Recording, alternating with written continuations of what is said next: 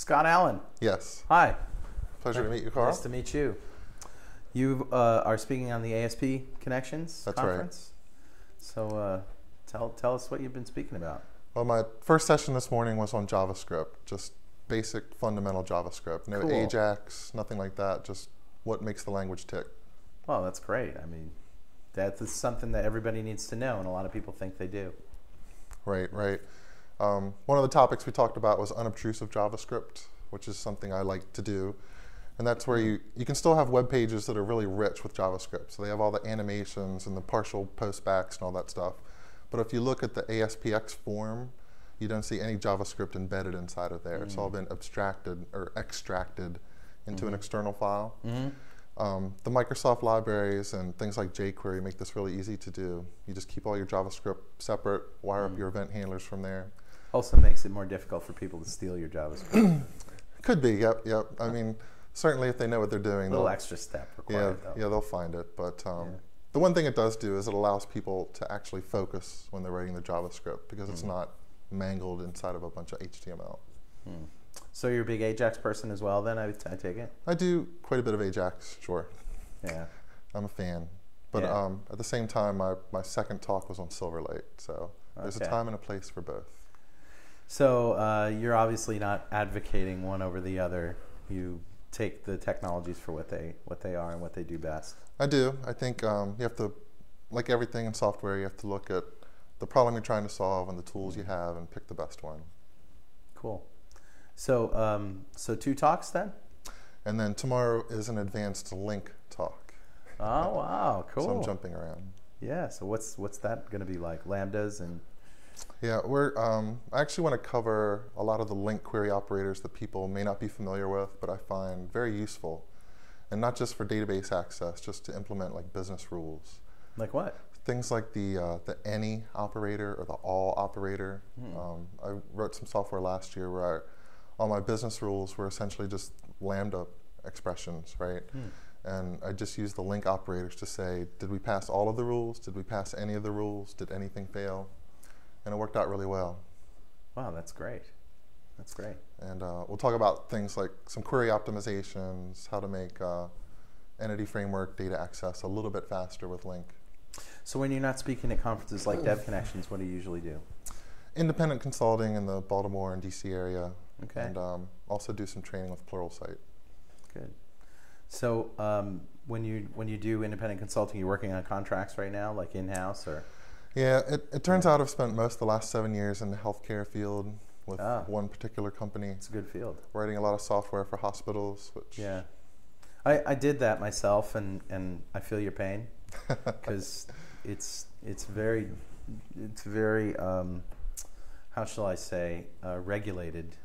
Yes. Yeah, they're very shy about pulling the trigger on technology. Right, and you have to be careful about what data you show to which people and so forth. But the reason I got into it so many years ago is right after the .com boom, and I was looking for something new to get into, and I had this opportunity, and what I saw were these little hospitals, especially like little rural hospitals.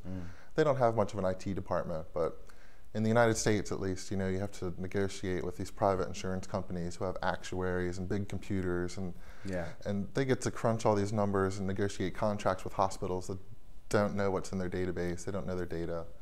So a lot of the software I've been writing is just trying to show them what they have, what's going on in their hospital. I mean, where can they save money and things like that. It's fun. Do you find that a lot of people are writing their own JavaScript these days?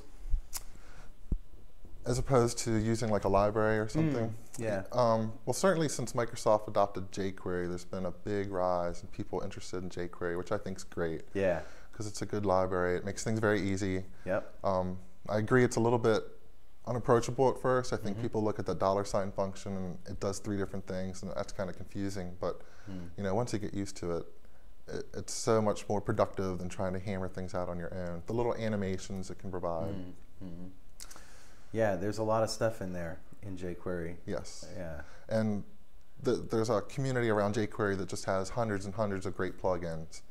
So anything you want to look at doing validation, you know, stuff to call. So little jQuery plugins that people have written that you can just download and Right. plug right in. I think it's plugins.jquery.com. You can go there and they're categorized. And like I say, there's hundreds of them. Wow. So animation effects, validation stuff.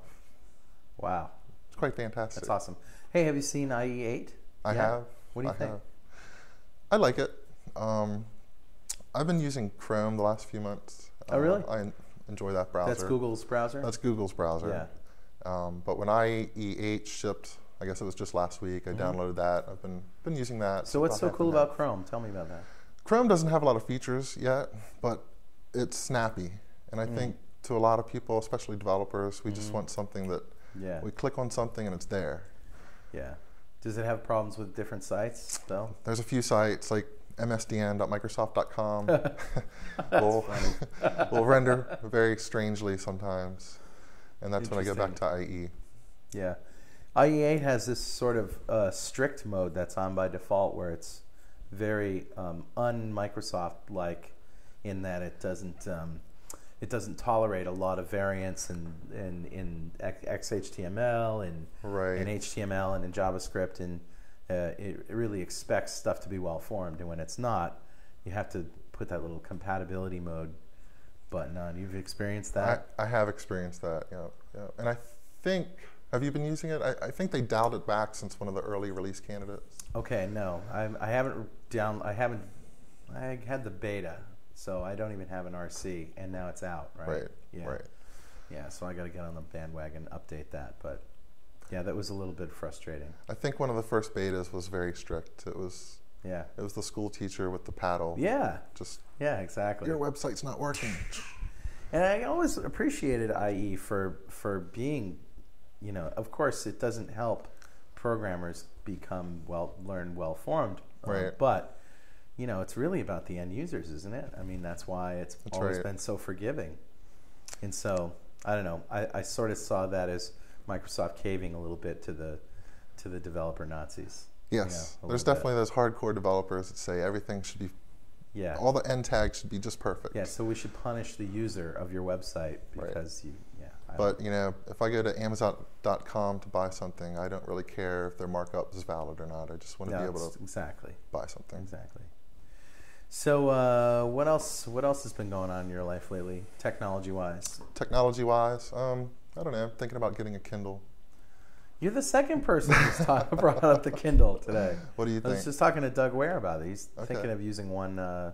He is using one for especially to keep his notes while he's doing presentations. Oh, to keep notes. Yeah, to like you'd usually have on a second laptop or a piece of paper, as he's giving examples. Wow, that'd be good. Yeah, I'll have to get one this summer. It's funny.